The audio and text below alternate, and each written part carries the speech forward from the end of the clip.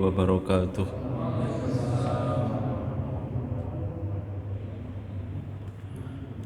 Alhamdulillahi wa kafa. Wassalatu wassalamu ala nabiyil mustafa wa ala alihi wa sahbihi ali sidki wal wafa. Wa kafa billahi syahida. Ashhadu an la ilaha illallah wahdahu la syarika lah. Wa ashhadu anna Muhammadan abduhu wa rasuluhu la nabiyya wa la rasula ba'dah. Qala Allah Ta'ala a'udzu billahi minasy syaithanir rajim. Ya ayyuhalladzina amanu taqullaha haqqa tuqatih wa la tamutunna illa wa antum muslimun. Wa qala an-nabiyyu sallallahu alaihi wasallam ittaqillah haitsu makun wa atbi'is sayyi'atal hasanata tamhuha wa khaliqin nasa bi khuluqin hasanin amma ba'd. Rabbi shrah li sadri wa yassir li amri wahlul 'uqdatam min lisani yafqahu qawli. Bapak Ibu jemaah salat maghrib Masjid Cokro Aminoto yang semoga Allah berkahi, semoga Allah rahmati. Pertama kita panjatkan puja dan puji syukur kehadirat Allah Subhanahu wa taala yang telah memberikan kita kenikmatan, nikmat iman, Islam, nikmat thalabul ilmi dan berbagai macam nikmat termasuk nikmat sehat sehingga kita bisa berjalan melangkahkan kaki kita, kemudian niat untuk thalabul ilmi dan kita bisa berkumpul bersama di masjid dalam keadaan sehat dan bahagia. Salawat dan salam senantiasa tercurah kepada junjungan besar Nabi kita Nabi Muhammad sallallahu alaihi wasallam yang kita ikuti sunnah-sunnahnya, kita tapaki jejaknya dan kita nantikan syafaatnya di hari kiamat. Pada kesempatan malam hari ini kita akan sedikit mengupas tentang Fadilatu Suratil Mulk, yaitu fadilah atau keutamaan surah Al-Mulk, yaitu surah Tabarakalladzi biyadihil mulk. Bapak Ibu hadirin yang semoga Allah berkahi, mungkin dari kita Bapak Ibu sudah ada yang hafal surat Al-Mulk, bahkan sudah mengamalkan isi kandungan dan fadilah-fadilahnya. Mungkin sudah ada yang pernah hafal tetapi tidak termurojaah, maknanya lupa ya. Sudah pernah hafal tetapi lupa. Ada yang mungkin nanti baru mau ngafal ya, mungkin hari ini setelah melihat keutamaan surat Al-Mulk mungkin ada keinginan atau kemauan untuk menghafal surah Al-Mulk ini. Yang pertama kita ketahui bersama tentang Quran surat Al-Mulk ini. Al-Mulk maknanya adalah kerajaan, terdiri 30 ayat, termasuk surah Makkiyah ya, termasuk surah Makkiyah. Terdiri dari 30 ayat dan termasuk surah Makkiyah. 30 ayat itu panjang apa pendek, Pak? Pendek, Pak ya. Surat An-Naba itu surat An-Naba itu juz amma, surat pertama itu berapa ayat, Pak? Hah? 40 ayat. 40 ayat. Berarti lebih banyak An-Naba apa Al-Mulk? An-Naba ya. Harusnya Al-Mulk ini bisa lebih mudah untuk kemudian kita hafal. Selain itu surat Al-Mulk ini sering imam membaca surat ini. Ya, kalau di Masjid Cokro saya kurang paham ya, karena 5 waktunya tidak di sini. Tapi ini surat Al-Mulk ini biasanya sering digunakan untuk imam sebagai bacaan surah setelah surah Al-Fatihah. Ya, surah Al-Fatihah. Jadi makmum ketika sering mendengar dia akan merekam, ya, akan memiliki memori. Jadi mudah untuk kemudian nanti dia menghafal. Ya. Di dalam Al-Qur'an Allah Subhanahu wa taala menjelaskan wa Qur'anan, dan Al-Qur'an ini faraqnahu, ya, kami pisah-pisahkan atau kami turunkan dengan secara berangsur-angsur alan nasi kepada manusia ala muksin wa nazzalnahu tanzilan, ya, supaya kamu bisa membacakan secara ala muksin, secara berlahan-lahan kepada manusia, wa nazzalnahu, dan kami turunkannya tanzilan, ya, bagian demi bagian. Ini ayat ini menjadi ada dua pembagian, Pak, yaitu ayat Makkiyah dan ayat Madaniyah, ya, ayat Makkiyah dan Madaniyah. Kalau Bapak Ibu hadirin membaca Quran, ada terjemahannya itu di situ. Nanti di situ ada tulisan surat Al-Mulk atau surat apa. Nanti keterangan di bawahnya ada tulisan Makkiyah atau Madaniyah, begitu.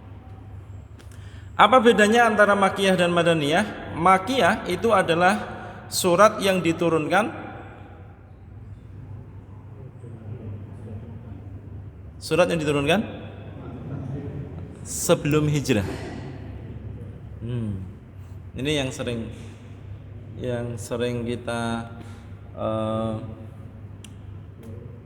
sering kita keliru, ya. Jadi Makkiyah itu maknanya adalah surat yang diturunkan sebelum hijrah. Dan surat Makkiyah ini berarti turun selama berapa tahun? Selama 13 tahun. Ya, selama 13 tahun, karena Nabi SAW berdakwah di Mekah selama 13 tahun. Ya, selama 13 tahun. Dan nanti beda, Pak, antara Makkiyah dan Madaniyah itu bisa dibedakan dengan segi isi, dari segi isi. Ya, kalau segi isi bicara tentang keyakinan, tentang tauhid, bicara tentang kesungguhan dan lain sebagainya, ya, itu berarti kebanyakan itu Makkiyah, Pak. Ya, kebanyakan diturunkan sebelum hijriah. Karena sebelum hijriah itu kalau ada ayat yang berkaitan dengan al-jihad atau wajahidu begitu, tetapi kok suratnya itu surat Makkiyah, itu maknanya bukan jihad, di situ bukan jihad perang. Ya, maknanya bukan jihad perang, tapi maknanya adalah jihad bersungguh-sungguh. Ya, maknanya bersungguh-sungguh. Ya, kenapa? Karena ketika ayat yang diturunkan di Mekah ini sebelum hijrah ini, Bapak Ibu hadirin, itu belum belum ada syariat untuk berjihad. Ya, belum ada syariat untuk berjihad. Pada waktu itu kaum muslimin sudah mulai banyak, Pak. Kalau jenengan lihat di Sirah Nabawiyah, itu di zaman Makkiyah sebelum hijrah ke Yasrib pada waktu itu hampir setiap rumah yang ada di Jazirah Arab, terutama di Mekah dan sekitarnya, penduduk Mekah itu, Pak, itu hampir ada, setiap rumah itu ada satu muslimnya. Dulu pernah saya sampaikan. Ya, tapi pada waktu itu masih siriyatu dakwah. Dakwahnya masih sir. Ya, dakwahnya masih sir, masih dirahasiakan. Ya, dakwahnya masih dirahasiakan, Pak. Rahasia itu, Pak, dakwah itu dirahasiakan gitu. Kenapa? Nanti kalau kemudian ada dakwahnya di situ pada waktu itu dijaharkan, itu sudah langsung langsung dihabisin, ya, sama orang kafir Quraisy pada waktu itu. Makanya ada siriyatu dakwah. Ya, sir dakwahnya itu secara rahasia. Ya, makanya dulu ada namanya Baitul Arqam. Ya, kalau bapak-bapak membaca sejarah, di Baitul Arqam itu letaknya di mana di Jazirah Arab itu, Pak, itu ternyata letaknya itu di tempat di mana di situ menjadi sebuah perkumpulan orang-orang kafir Quraisy pada waktu itu, Pak. Ya, kalau sekarang itu bersembunyi di tempat yang terang. Yang orang kafir Quraisy itu dia tidak akan nyangka kalau ternyata orang Baitul Arqam, rumah untuk berdakwahnya Nabi itu di dalam rumahnya Baitul Arqam. Ya, itu caranya. Sampai kemudian turun ayat, Nabi diperintahkan untuk jahriyatud dakwah, menyampaikan dakwah ini secara terang-terangan. Kapan itu? Saat kemudian setiap rumah yang ada di sana itu mesti ada satu muslimnya. Ya, satu muslimnya. Sampai nanti Umar bin Khattab ya masuk dalam Islam dan itu menjadi kuat sekali. Saat kemudian kuat, mereka kemudian ya ada yang disiksa, kemudian diskriminasi dan lain sebagainya pada waktu itu. Nah, di situ kemudian umat Islam pada waktu itu para sahabat minta kepada Nabi, ya Rasulullah, kapan kita diizinkan untuk berperang? Ya. Karena melihat ternyata yang sudah masuk Islam banyak, dan di tengah-tengah kaum muslimin pada waktu itu ada Umar bin Khattab sudah masuk Islam.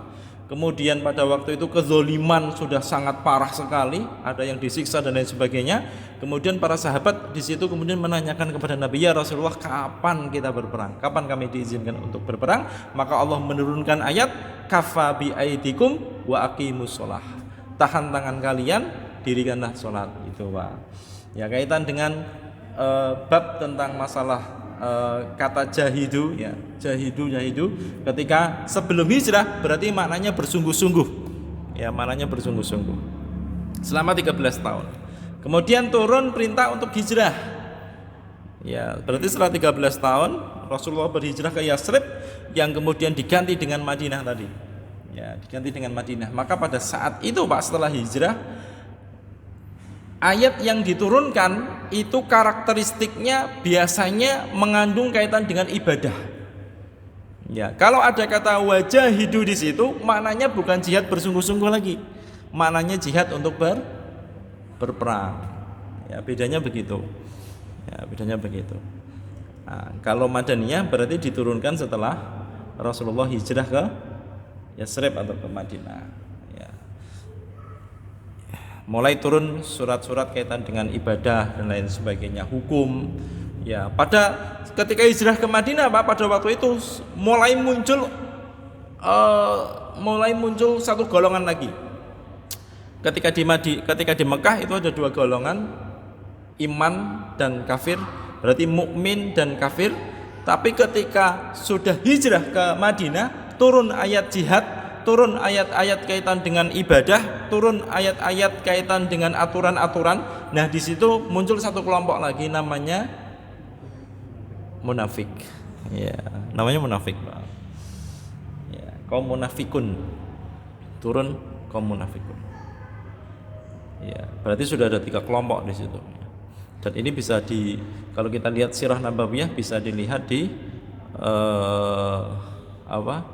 ketika beberapa perang, ya, peperangan yang dilakukan oleh Rasulullah SAW. Ya, ada satu ayat. Ayat ini diturunkan di Mekah dan ketika itu diturunkan saat Nabi haji wada, haji terakhir, haji perpisahan. Ya, bunyinya adalah al-yauma, pada hari ini, akmaltu lakum, aku sempurnakan kepada kalian, dinakum, agama kalian, wa atmamtu, dan aku cukupkan alaikum, atas kalian, nikmati, nikmat-nikmatku, wa raditu, dan aku ridho, lakum, bagi kalian, al-islam dina, Islam sebagai agama. Ayat ini diturunkan di Mekah, Pak. Ayat ini Makkiyah apa Madaniyah? Hah? Kenapa Madaniyah? Kok tahu setelah hijrah, Pak? Oh, haji wadanya terakhir, ya, setelah. Iya. Ini ya diturunkan di Mekah, tetapi ayat ini masuk kategori Madaniyah. Ya, karena setelah hijrah, ya, setelah hijrah. Nah, baru nanti setelah ayat ini turun, berarti ini tugas Rasulullah sudah mulai paripurna. Ya, Rasulullah Islam sudah sempurna, ya, ajarannya sudah sempurna, berarti tugas Nabi sudah mulai selesai, Pak. Berarti setelah ini Rasulullah SAW tidak akan lama lagi akan dipanggil oleh Allah Subhanahu wa Ta'ala. Ini surah Madaniyah yang kemudian turunnya di Mekah. Ya. Kembali ke keutamaan hadis tentang al-mulk, ya. Yang pertama di dalam sebuah hadis ini diriwayatkan oleh Imam At-Tirmidzi, Imam Abu Dawud, Ibnu Majah, Imam Ahmad dan lain sebagainya.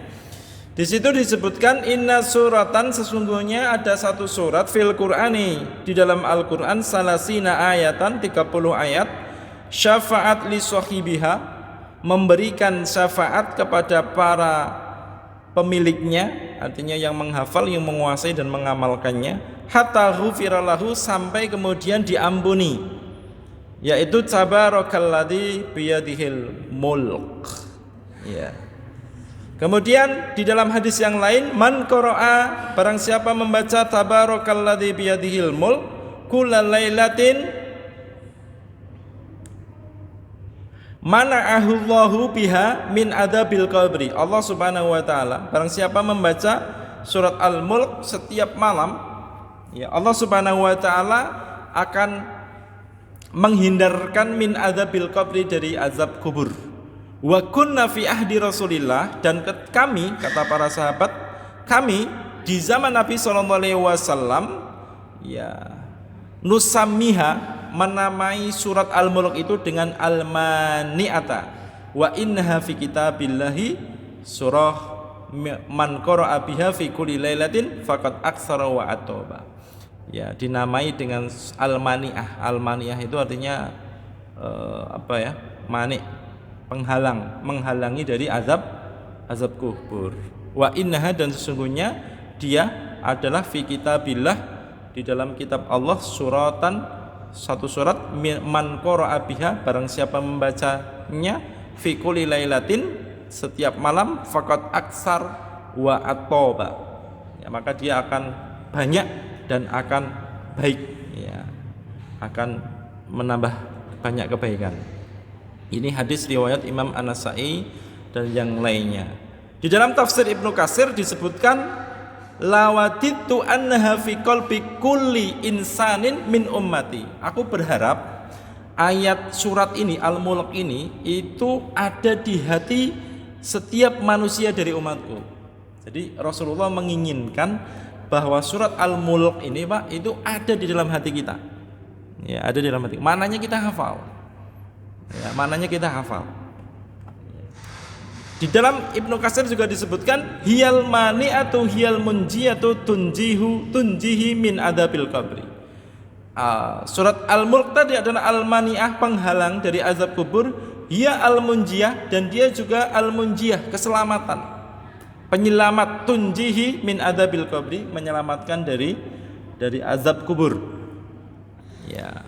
Abu Hasan Al-Mubarakfuri rahimahullah mengatakan, maknahu anna tilawata hadhihi surata fil hayati dunya takunu sababan linajati taliha min adabil qabri intaha. Ya, bahwa membaca surat ini ketika di alam dunia, di dunia sebagaimana kita di sini, menjadi sebab keberhasilannya pada alam setelahnya, yaitu azab kubur. Ya, ini ada di Mir'atul Mafatih, ya, dalam sebuah kitab judulnya Mir'atul Mafatih. Ya, jadi ini salah satu keutamaan, ya, keutamaan atau fadilah tentang surat Al-Mulk. Kandungan hadis tadi bermakna bahwa satu keutamaan dalam hadis ini diperuntukkan bagi orang yang selalu membaca surat Al-Mulk secara kontinu, terus menerus, disertai dengan merenungkan kandungannya dan menghayati artinya. Jadi tidak cukup hanya membaca saja, tetapi juga butuh untuk merenungkan isi kandungannya. Ya, tanpa kita merenungkan, mengetahui, membuka tafsirnya, Pak, maka kita tidak akan tahu apa sih keinginan Allah Subhanahu wa taala terhadap kita dengan surat Al-Mulk ini. Isinya apa itu kita akan tahu. Karena Al-Qur'an itu hudal linas, petunjuk bagi manusia, selama manusia tadi mau mencari tahu isi dan karepe Allah itu seperti apa, yaitu buka kitab tafsir. Ya, pinginnya Allah itu kita jadi seperti apa? Buka kitab tafsir, Pak. Buka tafsirnya. Ya, insya Allah nanti di pertemuan berikutnya kita akan mencoba untuk menafsirkan, ya, bukan menafsirkan, ya, membuka kitab tafsir. Ya, kita ambilkan dari berbagai macam kitab tafsir, ya, Ibnu Katsir, Al-Jami' Al-Kamal Quran, kemudian Adwaul Bayan juga kita ambilkan nanti biar kita tahu makna dan isi kandungannya. Jadi maknanya adalah hadis ini diperuntukkan orang yang selalu senantiasa membacanya serta merenungkan isi kandungannya dan menghayati. Ya. Kemudian yang kedua, surat ini itu termasuk surat Al-Quran yang biasa dibaca oleh Nabi SAW sebelum tidur di malam hari. Ya, sebelum tidur di malam hari. Jadi sebelum mau tidur baca surat Al-Mulk dulu, Pak. Ya, surat Al-Mulk. Alhamdulillah Rasulullah itu ketika mau tidur bacanya surat Al-Mulk yang hanya 30 ayat. Bayangkan kalau bacanya Quran surat Al-Baqarah, Pak. Ya, mau tidur Rasulullah biasa membaca Quran surat Al-Baqarah gitu kan. Itu panjang sekali, Pak ya. 2 juz lebih kan itu kan? 2 juz lebih 3 lembar ya. Baca surat Al-Mulk. Ini yang kedua. Yang ketiga, sebagian dari ulama ahli tafsir menamakan surat ini dengan penjaga atau pelindung, al-munjiyah tadi, penyelamat ya, atau al-mani'ah. Ya, al-mani. Akan tetapi penamaan ini disebutkan dalam hadis yang dhaif. Ya. Hadis dhaif ini ada di dalam dhaifut targhib wa tarhib. Ya. Nanti disebutkan begini. Ya, sebagian dari ulama ahli tafsir menamakan surat ini dengan al-munjiyah tadi, al-munjiyah atau al-mani'ah yang tadi kita sebutkan ya. Dan ini hadisnya dhaif ya. Hadis berdua. Ada hadis yang mungkar nanti, ada hadis yang mungkar kita bacakan, ada hadis yang dhaif, ada hadis banyak hal. Ya. Yang keempat, Al-Qur'an akan memberikan syafaat. Jadi maknanya sebenarnya yang memberikan syafaat itu tidak hanya ketika surat Al-Mulk saja gitu loh Pak. Tapi siapapun yang membaca Al-Quran, siapapun yang senantiasa tilawah Al-Quran, itu dia akan memberikan syafaat dengan izin Allah bagi orang yang membacanya. Ya, dengan menghayati maknanya dan mengamalkan isi kandungannya sebagaimana Nabi pernah bersabda, Iqra'ul Qur'ana fa innahu ya'ti yaumal qiyamati syafi'an li ashabihi. Ya, bacalah Al-Quran karena Al-Quran ini akan menjadi syafaat di hari kiamat. Ya, syafaat di hari kiamat bagi pembacanya. Ini umum tidak hanya surat Al-Mulk, tapi hadis-hadis tadi itu mengkhususkan surat Al-Mulk. Ya, maknanya kalau kita baca Al-Quran 1 hari 1 juz misalkan. Ya, kalau tidak mampu setengah juz, kalau tidak mampu 1/4 juz, kalau tidak mampu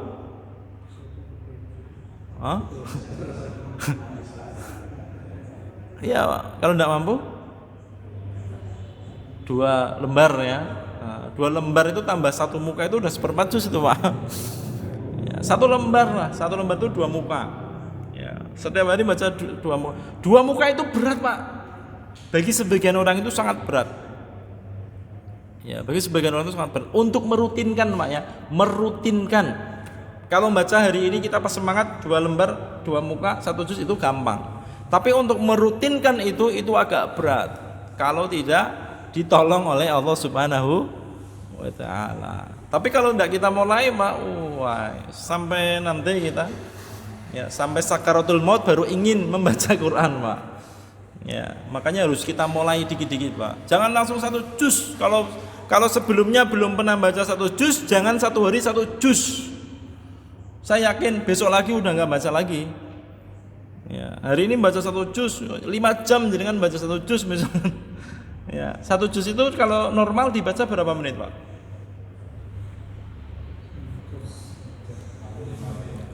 Berapa menit? 40 menit. Ya, 45 menit lah. Tapi standar itu 40 menit. Kalau 30 menit itu sudah cepat. Ya, sudah lumayan cepat. Biasanya yang baca 30 menit, 25 menit itu yang sudah hafal atau yang pernah hafal. Itu bacanya sekitar 25 menit atau sampai 30 menit. Kalau yang standar baca itu 40 sampai 45 menit. Ya, 1 hari menyediakan waktu 45 menit, Pak, untuk mendapatkan 1 juz. Kalau yang 1 hari membaca Al-Qur'an kok 1 juznya kok sampai setengah hari setengah hari itu 5 hari, jangan 1 juz bacanya, 2 muka saja ya, 2 muka dibaca pelan-pelan. Buka artinya ya, buka artinya ya, mipil buka artinya dulu ya, nanti buka tafsirnya nanti kapan-kapan ya, bertahap ya, bertahap. Jadi berat kalau tidak terbiasa, berat. Maka untuk membiasakan diri membaca Al-Quran tiap hari aja itu sudah alhamdulillah Pak ya, sudah sangat alhamdulillah ya. Baca Quran yang paling bagus itu malam sebelum sholat subuh itu bagus Pak. Ba'da sholat subuh itu sangat bagus ya, sangat bagus. Sebelum sholat subuh bagus, sangat bagus juga ya. Waktu sahur atau jam 3 malam bagus. Waktu sholat subuh itu lebih bagus. Kenapa lebih bagus? Kalau biasanya ketika sholat subuh itu tidur, baca Quran itu lebih bagus ya. Habis tidur, habis sholat subuh kan ngapain lagi ini? Nggak ada acara Pak ya. Tilawah juga tadi sudah tidur Pak. Dia lebih bagus baca Al-Quran ya. Sampai kapan? Sampai syuruk ya, sampai syuruk. Habis sholat subuh, salam kanan salam kiri selesai, nggak usah ngobrol ya, nggak usah ngobrol, nggak usah apa, nunggu sampai syuruk. Kalau nggak ada pekerjaan yang mendesak, udah. Yang penting yang pertama dapat keutamaan baca Qur'annya, yang kedua dapat keutamaan tercegah untuk tidur pagi hari, yang itu dilarang oleh Nabi Shallallahu Alaihi Wasallam. Ya, ada berapa tempat dulu pernah kita bahas tidur, waktu tidur yang dilarang oleh Nabi? 3. 1, ba'da subuh, tet. Nah itu sudah dilarang Pak. Ya. Kalau ngantuk boleh enggak Pak? Boleh, ngantuk boleh Pak ya. Ngantuk boleh tapi posisinya jangan berbaring Pak. Kalau posisinya berbaring bukan ngantuk, namanya tidur. Ngantuk itu gini Pak, karena dia udah berusaha nahan, masih gini-gini, itu sudah berusaha Pak ya. Tapi kalau sudah ngatang-ngatang gini, itu udah tidur, itu bukan ngantuk ya, bukan ngantuk. Boleh ngantuk ya. Habis itu ambil air wudu ya, cuci muka dulu biar nggak ngantuk, baca Quran lagi itu. Ba'da subuh itu Pak. Kemudian yang kedua, pada sholat asar itu dimakruhkan untuk kita tidur pada sholat. Yang ketiga, pada sebelum sholat isya ya, sebelum sholat isya. Nah itu dimakruhkan untuk tidur Pak. Dibiasakan di 3 tempat ini ya. Kalau pagi nggak bisa pokoknya nahan ngantuknya luar biasa. Apalagi kalau malamnya sudah qiyamul lail ya, qiyamul lail. Apalagi kalau nontonnya malamnya sudah nonton bola Pak. Malamnya sudah nonton bola, habis itu waduh tidur, baca Quran ya, mending digunakan untuk baca Quran, tilawatul Quran, bagus itu Pak ya. Diganti tidurnya, diganti dengan tilawatul Quran. Ada satu hadis, dan hadis ini termasuk hadis yang mungkar, disebutkan di dalam kitab tafsir Al-Quranul Azim ya, Ibnu Katsir. Tapi hadis ini masyhur, mungkin Bapak Ibu hadirin pernah mendengar kisahnya. Dulu pernah saya sampaikan beberapa kesempatan ya. Ani Zuhri, dari Zuhri an Anas bin Malikin, dari Anas bin Malik, qala Rasulullah sallallahu alaihi wasallam, Rasulullah bersabda, inna rajulan mimman kana qablakum mata wa laysa ma'ahu syai'un min kitabillahi illa tabarak. Ada seorang laki-laki, ada seseorang yang orang tadi ya, orang sebelum kalian, dan dia mati meninggal dunia, walaysa ma'ahu syai'un, dan pada dirinya itu tidak ada sesuatu apapun dari Al-Qur'an sama sekali ya, illa tabarak, kecuali surat Tabarak. Dia ngafal surat Tabarak. Anak enggak hafal, Abasa wa Tawalla enggak hafal, Al-Asr enggak hafal, Al-Ikhlas enggak hafal, Qul a'udzu birabbil falaq, Al-Falaq enggak hafal, An-Nas juga enggak hafal Pak ya. Hafalnya cuma illa Tabarak, kecuali surat Tabarak Pak. Enggak tahu kenapa kok hafalnya cuma surat Tabarak Pak ya, yang 30 ayat. Anas enggak hafal berarti Pak ya. Nah dia cuma hafal itu.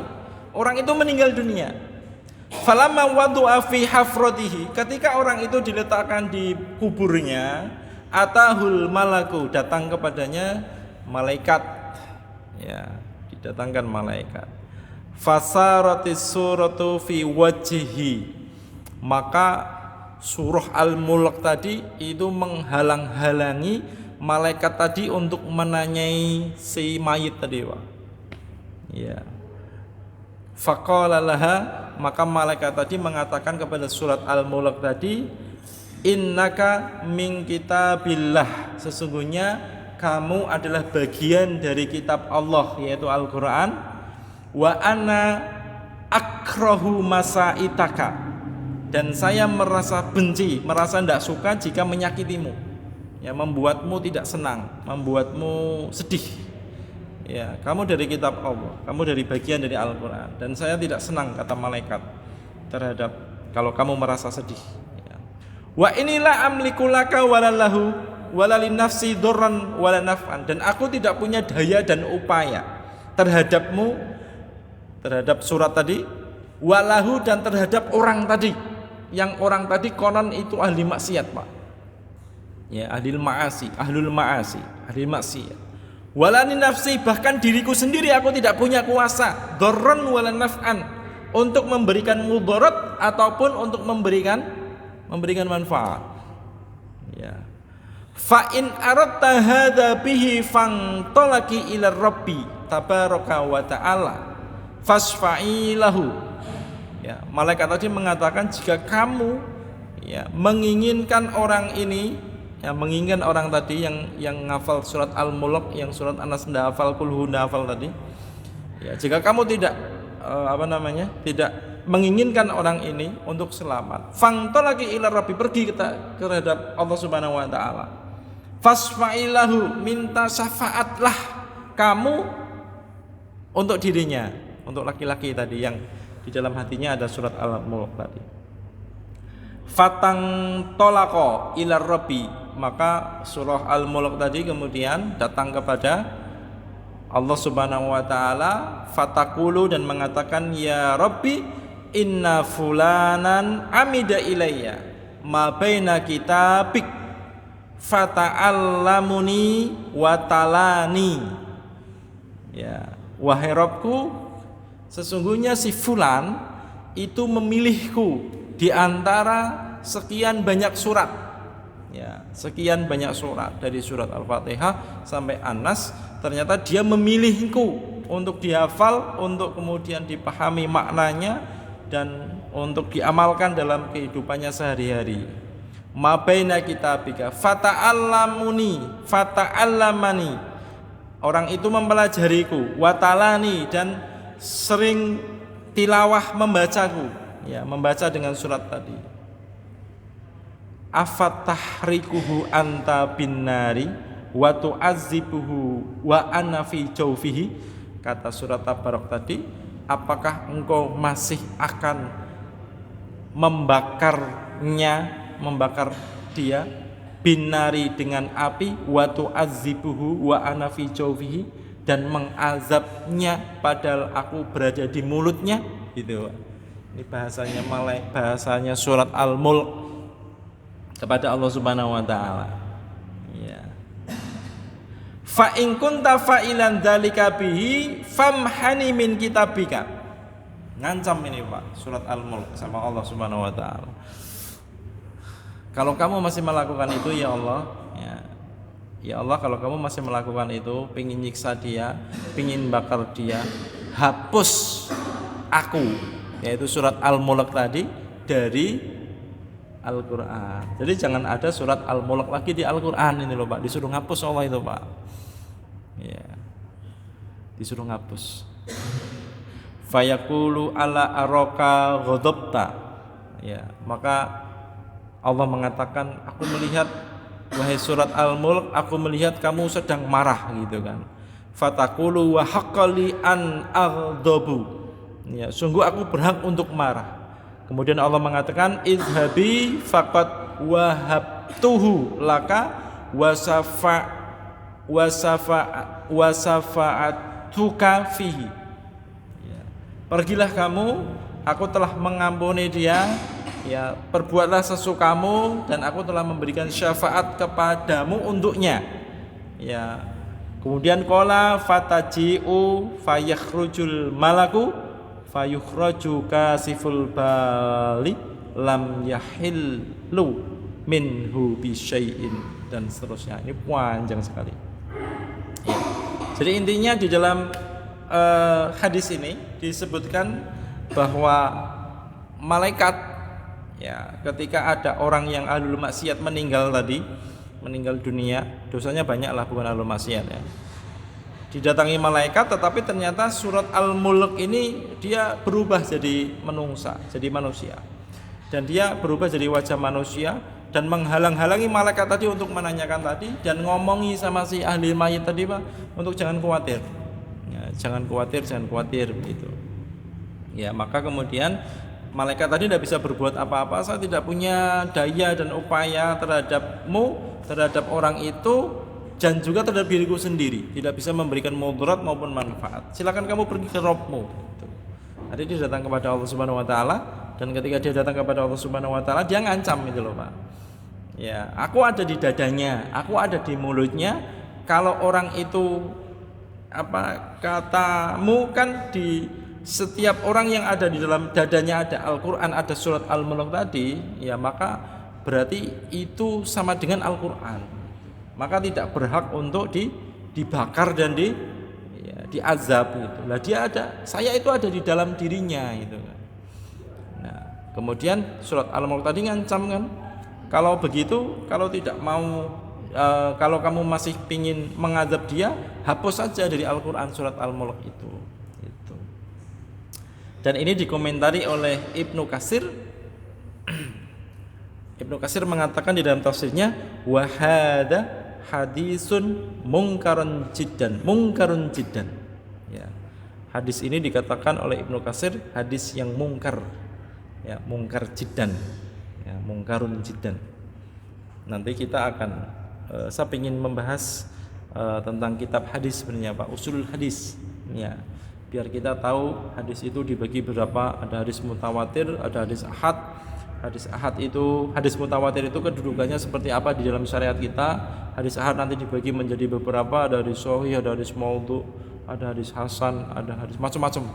Nah, itu nanti perlu kita bahas supaya kita tahu kedudukan hadis, bagaimana hadis dhaif kadang bisa naik statusnya bisa menjadi hasan. Nah, itu perlu kita pelajari, Pak. Ya, butuh nanti kapan-kapan insya Allah saya akan sampaikan kaitan dengan hadis ini ya, kaitan dengan usul hadis. Nanti belajarnya dalam kitab usulul hadis, ya, kitab-kitab tentang hadis. Hadis itu apa, Pak? Kita sering dengar ya, kita harus kembali kepada Al-Quran dan hadis. Hadis itu apa, Pak?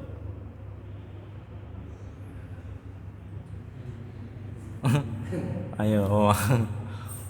Hadis maknahu, apa itu hadis? Mahwal hadis, apa itu hadis?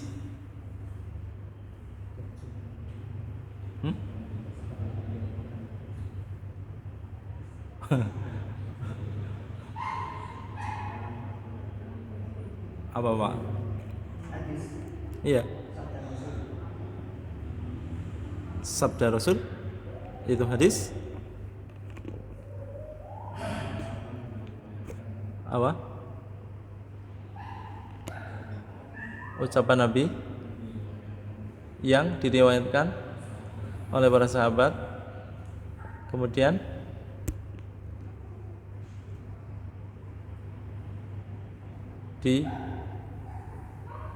diamalkan oleh para sahabat. Awan informasi, Pak, ya. Hadis itu nanti para ulama berbeda pendapat makna hadis. Ya, kalau dari ahlul hadis dia punya makna sendiri. Dari ahli fikih dia punya makna sendiri, Pak. Ya, punya makna sendiri. Apa perbedaan hadis dengan sunnah?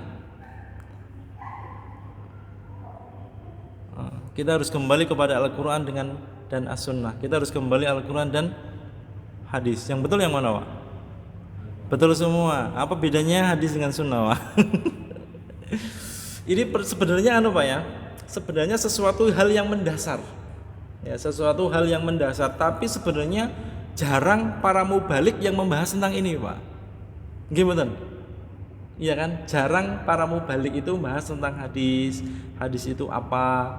Terus disebut dengan itba. Itba itu apa? Kadang kan kita seringnya dengarnya itba saja.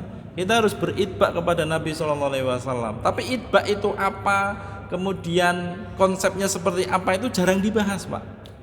Ya, jarang dibahas secara mendasar. Padahal ini sebenarnya ilmu ini sebenarnya harus kita ketahui.